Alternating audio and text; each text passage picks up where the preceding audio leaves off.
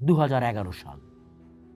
আর মাত্র 3 বছর পর 2014 সালে ব্রাজিলে বিশ্বকাপের আসর বসার কথা। নিজের দেশে ফুটবলের এই মহাযজ্ঞ দেখার জন্য তিনি উদ্গ্রীব ছিলেন, কিন্তু আগস্ট মাস থেকে তার শরীর ভালো যাচ্ছিল না। অবশেষে 2011 সালের 4 ডিসেম্বর মাত্র 57 বছর বয়সে তিনি মারা যান। তার ইচ্ছা ছিল তিনি প্রিয় ক্লাব কোরিয়ান্থেসের লিগ জয় দেখতে দেখতে মারা যাবেন। অবিশ্বাস্যভাবে তিনি যেদিন মারা যান তার পরের দিনই কোরিয়ান্থাস লিগ ট্রফি জেতে। আমার আইডল 3 জন: চে, ফিদেল, জন লেনন। বলেছিলেন সক্রেটিস। 1982 বিশ্বকাপে ব্রাজিলের ক্যাপ্টেন ছিলেন তিনি। সেই দুর্ভাগা দলের ক্যাপ্টেন যেটি ছিল বিশ্বকাপ জিততে না পারা সর্বকালের শ্রেষ্ঠ ফুটবল দল। পেলে ও ম্যারাডোনা এই 2 মাইল ফলকের মধ্যবর্তী সময়ের সবচেয়ে বড় ফুটবল তারকা হিসেবে অনায়াসেই ধরে নেওয়া যায় সক্রেটিসকে। তবে ফুটবল তাকে মনে রেখেছে সর্বকালের অন্যতম সেরা ট্র্যাজিক নায়ক হিসেবে। 1982 সাল স্পেন বিশ্বকাপের আসর। মাঠে ব্রাজিল নামলেই সাম্বার ছন্দে তাল মেলাচ্ছেন ভক্তরা। দলে তারকার অভাব নেই। জিকো, ফ্যালকাও সহ এক কথায় গোটা দলটাই যেন নক্ষত্রপুঞ্জ। ফুটবল তাদের প্রত্যেকের কাছে সাধনা। কিন্তু এত তারকার মাঝেও ভক্তদের আকর্ষণের কেন্দ্রবিন্দুতে 8 নম্বর জার্সিধারী ব্রাজিলের অধিনায়ক সক্রেটিস। প্রায় 6 ফুট 3.5 ইঞ্চি লম্বা, মুখময় হালকা দাড়ি, মাথায় রিবন, কাঁধ পর্যন্ত কোকড়া ঝাঁকড়া চুল। সব মিলিয়ে সেই সময়ের স্টাইল আইকন হয়ে উঠেছিলেন তিনি, একজন রকস্টার ফুটবলার।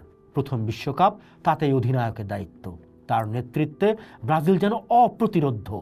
গ্রুপ লিগের খেলাগুলো সহজেই উতরে গেল সাম্বার ছন্দে। মাঠের সঙ্গে সঙ্গে দল জিতে নিল ভক্তদের হৃদয়ও।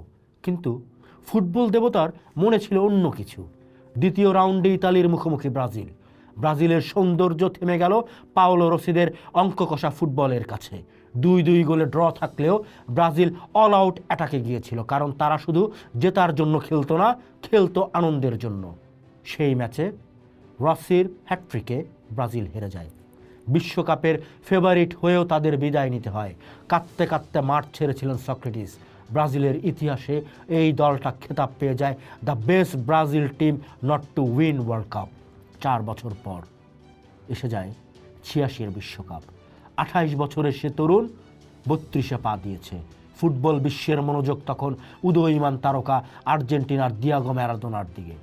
তবু এই চিরতরুণ মাঠে নামলে সেই পরিচিত নাচে তখনও গর্জে উঠতেন ব্রাজিল ভক্তরা। সেবার রাউন্ড অফ 16-এ পোল্যান্ডের বিরুদ্ধে ম্যাচে না দৌড়ে পেনাল্টি কিক থেকে গোল করে শিরোনামে এসেছিলেন তিনি।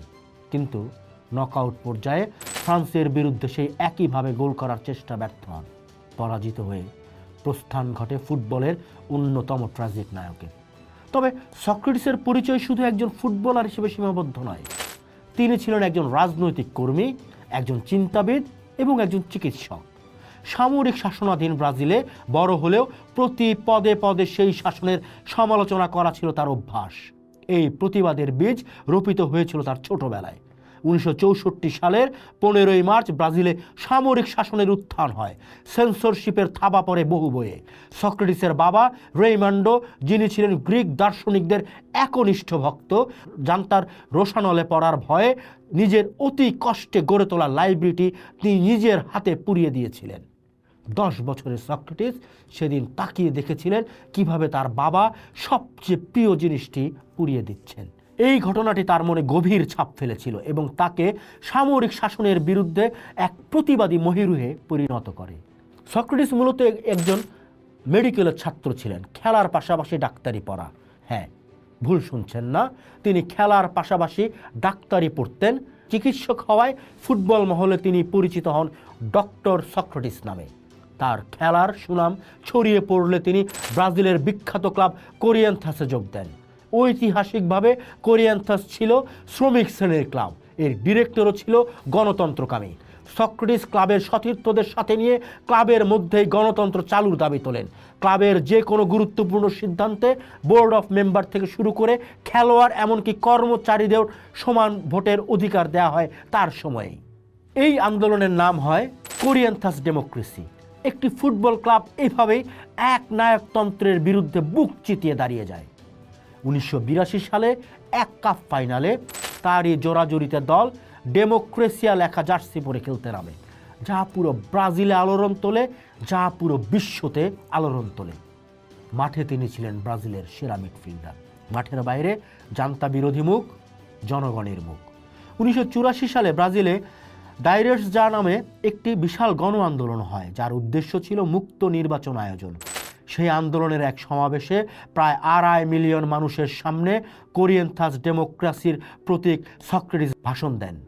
তিনি কড়া ভাষায় জান্তা সরকারের সমালোচনা করেন এবং ঘোষণা দেন, সরকার যদি জনগণের দাবি মেনে নেয় তবে তিনি ব্রাজিল ছেড়ে ইতালির ক্লাবে খেলতে যাবেন না। কিন্তু সরকার সেই আন্দোলনে সাড়া দেয়নি। সক্রেটিস কোরিয়েন্থাস ছেড়ে ইতালির ক্লাব ফিওরেন্টিনায় যোগ দেন। তবে ইতালির রক্ষণাত্মক ফুটবল কৌশলের সঙ্গে তিনি মানিয়ে নিতে পারেননি। এক সাংবাদিক তাকে ইতালির সেরা খেলোয়াড়দের নিয়ে প্রশ্ন করলে তিনি জবাব দেন, আমি তাদের খেলা দেখার সময় পাই না, নিজের খেলা বাদ দিয়ে বাকি সময়টা ইতালির শ্রমিক আন্দোলন নিয়ে পড়াশোনা করি। এই উত্তর থেকেই তার পড়াশোনা ও মানসিকতা সম্পর্কে ধারণা পাওয়া যায়। ফুটবল ছাড়ার পর তিনি পুরোপুরি লেখালেখি এবং সমাজসেবায় মন দেন। জীবনের প্রথম ক্লাব বেতাফেগোর ম্যানেজার হিসেবে কিছুদিন কাজ করার পর তিনি আবার মেডিকেল প্র্যাকটিস শুরু করেন এবং গরিবদের বিনামূল্যে চিকিৎসা সেবা দিতে থাকেন। তার কলমে সমকালীন শাসনের নানা ত্রুটি বিচ্যুতি বারবার উঠে আসতো, যা তাকে একজন রাজনৈতিক দার্শনিকের পরিচয় দেয়। ফিফা তাকে বিশেষ দূত হওয়ার প্রস্তাব দিলে তিনি তা ফিরিয়ে দেন, কারণ তিনি দুর্নীতির টাকায় ফুটবলের বাণিজ্যিকীকরণের বিরোধী ছিলেন। লিবিয়ার নেতা কর্নেল গাদ্দাফি তাকে ব্রাজিলের প্রেসিডেন্ট নির্বাচনে দাঁড়ানোর অনুরোধ করলেও তিনি রাজি হননি। তিনি বলেছিলেন, আমি কোনো দলের নই, বরং পুরো দেশের কণ্ঠ হতে চাই। 2011 সাল। আর মাত্র 3 বছর পর 2014 সালে ব্রাজিলে বিশ্বকাপের আসর বসার কথা। নিজের দেশে ফুটবলের এই মহাযজ্ঞ দেখার জন্য তিনি উদ্গ্রীব ছিলেন, কিন্তু আগস্ট মাস থেকে তার শরীর ভালো যাচ্ছিল না। অবশেষে 2011 সালের 4 ডিসেম্বর মাত্র 57 বছর বয়সে তিনি মারা যান। অতিরিক্ত ধূমপানি ছিল তার মৃত্যুর কারণ। অপূর্ণ রয়ে গেল নিজের দেশের ফুটবলের বিশ্বকাপ দেখার স্বপ্ন। তার ইচ্ছা ছিল তিনি প্রিয় ক্লাব কোরিয়েন্থাসের লিগ জয় দেখতে দেখতে মারা যাবেন। অবিশ্বাস্যভাবে তিনি যেদিন মারা যান তার পরের দিনই কোরিয়েন্থাস লিগ ট্রফি জেতে। এভাবেই 10 বছর বয়সে বাবার লাইব্রেরি পড়তে দেখা ছেলেটি সামরিক শাসনের বিরুদ্ধে প্রতিবাদের এক মূর্ত প্রতীক হয়ে মরে গেলেন। একজন ফুটবলার যার আইডল ছিলেন চে গুয়েভারা, ফিদেল ক্যাস্ট্রো, জন লেননের মতো ব্যক্তিত্বরা। ফুটবল বিশ্বের কাছে তিনি ইতিহাসের অন্যতম সেরা মিডফিল্ডার। ব্রাজিলের গণতন্ত্রকামী মানুষের কাছে তিনি একজন আইকন। সমাজের কাছে তিনি ছিলেন একজন বুদ্ধিজীবী।